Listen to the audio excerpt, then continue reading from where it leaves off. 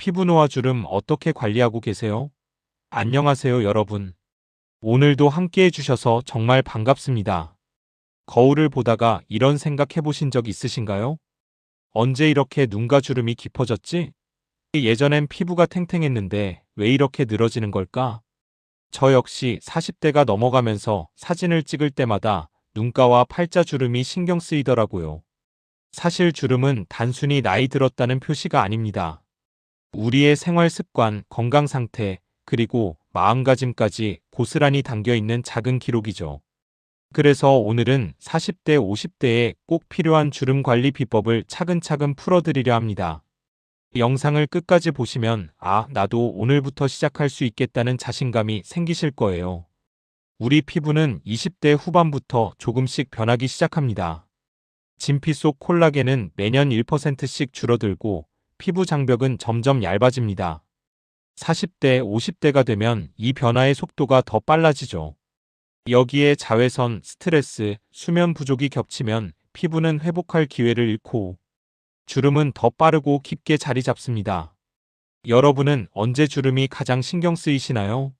아침에 화장할 때일까요? 아니면 가족 모임에서 사진 찍을 때일까요?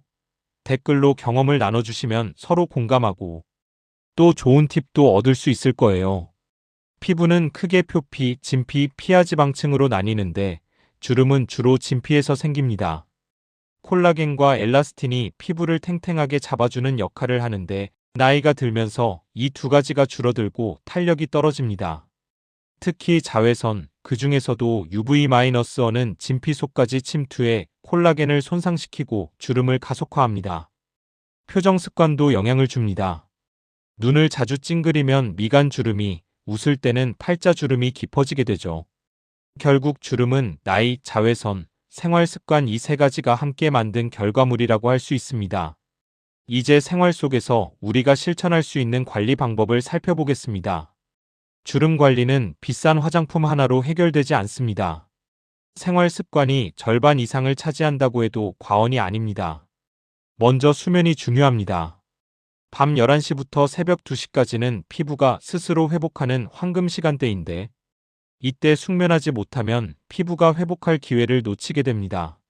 식습관도 큰 영향을 줍니다. 토마토, 블루베리, 녹차 같은 항산화 식품은 피부 노화를 늦추고 단백질은 콜라겐 합성에 꼭 필요합니다. 반대로 설탕이 많은 음식은 단백질을 딱딱하게 만들어 주름을 촉진합니다. 그리고 운동은 혈액순환을 원활하게 만들어 피부에 산소와 영양을 충분히 공급합니다.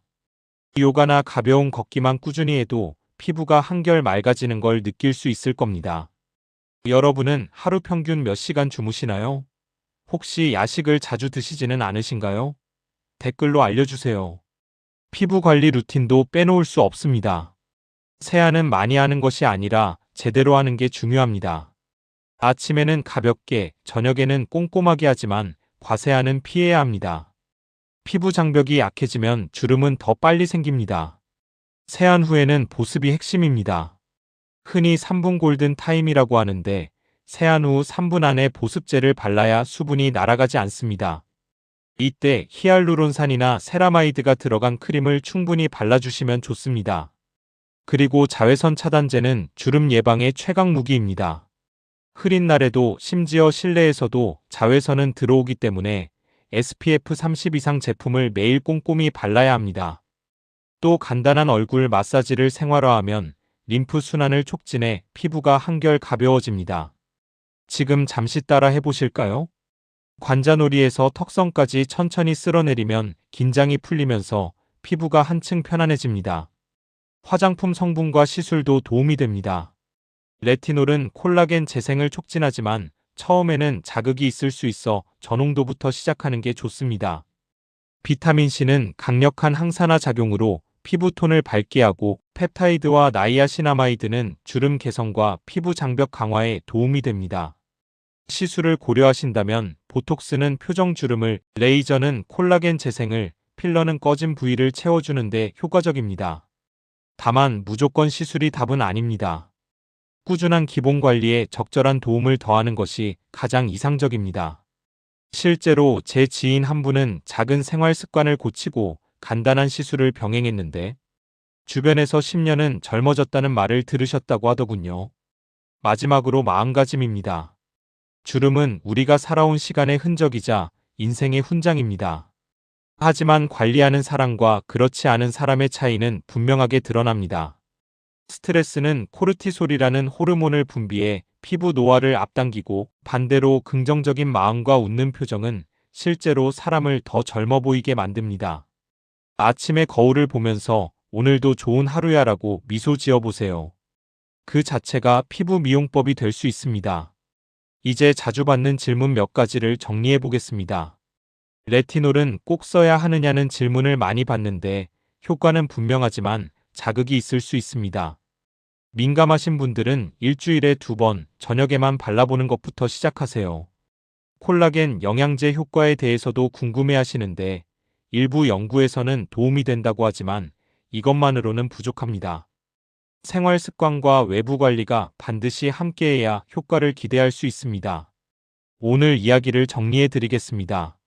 주름은 콜라겐 감소, 자외선, 생활 습관으로 생기고, 수면과 식습관, 운동은 가장 기본적이고 강력한 무기입니다.